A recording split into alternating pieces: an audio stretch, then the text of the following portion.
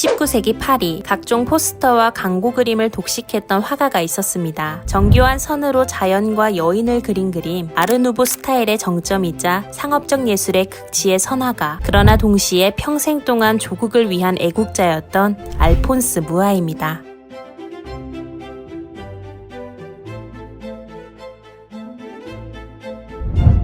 그림에 익숙하지 않은 사람들이라도 어디선가 본 듯한 이미지들, 섬세한 선과 포동한 피부의 여인들, 실타래 같은 머리카락과 나부끼는 옷자락. 대부분의 사람들이 이 그림과 비슷한 감상을 반지의 제왕과 같은 판타지 영화나 정령의 수호자 같은 애니메이션에서도 비슷한 느낌을 받은 적이 있을 텐데요. 알폰스 무아의 작품입니다. 알폰스 무아는 19세기의 유럽 전역에서 일어난 미술 형식 아르누보를 극한으로 발전시킨 화가입니다. 아르누보는 자연을 모티브로 나무나 수풀에서 온 듯한 유려한 선을 쓰는 것이 특징이었는데요. 특히 무아는 극도로 정교한 곡선으로 여인과 더불어 자연을 표현하는 스타일을 완성했습니다. 지극히 장식적이고 아름다워 현재도 대중문화와 건축 등 많은 부분에서 그의 영향을 찾아볼 수 있죠. 연극의 포스터 화가로 처음 이름을 알렸던 무아는 상업 일러스트레이션의 대가로 성장했습니다. 담배나 샴페인, 자전거, 과자 같은 제품들의 광고와 디자인을 도맡으면서 상업예술의 극치를 이루게 되었는데요. 지스몬다의 포스터, 하얀 코끼리의 전설의 사파, 로도 향수 광고 포스터 등 그의 대표작은 끝이 없습니다. 워낙 많은 고객에게서 의뢰를 받아 작업했기에 그만큼 작품 수도 많죠. 하지만 훗날 알폰스 무아의 작품 중 가장 대표적인 것으로 꼽히게 되는 것은 상업작품이 아니었던 슬라브 서사시였습니다. 슬라브 서사시는 체코와 다른 슬라브 민족의 역사를 다룬 20점의 연작 그림입니다. 고대 기원으로부터 세계 제1차 대전까지 슬라브 문명의 흐름을 볼 수 있는 작품인데요. 말년의 무아가 하루 9에서 10시간을 매일같이 작업해 그린 이 작품은 무아가 평생 사랑해온 슬라브 민족에 대한 헌정이었습니다. 알폰스 무아는 한 분야의 정점을 찍은 예술가인 동시에 체코와 슬라브 민족에 깊은 애정을 지닌 사람이기도 했습니다. 아르누보 스타일 그 자체로 여겨지는 무아의 그림이지만 무아 본인은 자신의 예술성이 체코의 문화와 슬라브의 전통예술에서 나왔다고 여겼죠. 알폰스 무아가 태어났던 1860년 그의 조국 체코는 오스트리아 제국의 통치를 받고 있었습니다. 무아는 어린 시절 제국 통치에 반대하는 슬라브 민족 부흥운동에 큰 영향을 받으며 자라났고 조국과 민족에 대한 사랑을 깊이 마음에 새기게 되었습니다. 이 마음은 평생을 이어져 그는 상업 디자인 활동을 하면서도 꾸준히 체코와 슬라브 민족을 위해 돈을 쏟아붓고 슬라브 서사시를 완성했던 것이죠. 슬라브 서사시는 유럽이 전쟁의 전화에 휩싸였던 시대에 그려졌습니다. 강대국들은 언제든 타국을 침략하기 위해 호시탐탐 노리던 시기였는데요. 무아의 슬라브 서사시에는 힘이 약한 민족의 민족 정신이 깊이 담겨 있어 매우 위험하게 여겨졌습니다. 제1차 세계대전의 참화까지 겪은 무아는 슬라브 서사시의 연작에 끔찍한 전쟁의 참상을 담으며 그 잔혹함에 대해 비판의 목소리를 높이기도 했는데요. 말하자면 슬라브 서사시는 민족의 독립과 평화에 대한 갈망으로 완성된 작품이라고 할 수 있습니다. 제1차 세계대전의 종전 이후 공화국을 이룩한 체코는 잠시 평화를 찾은 듯 했지만 곧 나치의 그림자가 유럽을 뒤덮었죠. 결국 프라하가 나치의 소나기에 들어갔을 때 게슈타포는 무아를 신문했습니다. 슬라브 서사시의 주제인 슬라브 민족의 주체성이 나치에게 거슬렸기 때문입니다. 나치가 가장 싫어했던 애국자 중 한 명이었던 알폰스 무아는 고령의 나이였고 결국 신문을 이겨내지 못했죠. 1939년 7월 79세의 무아는 숨을 거두게 되었습니다.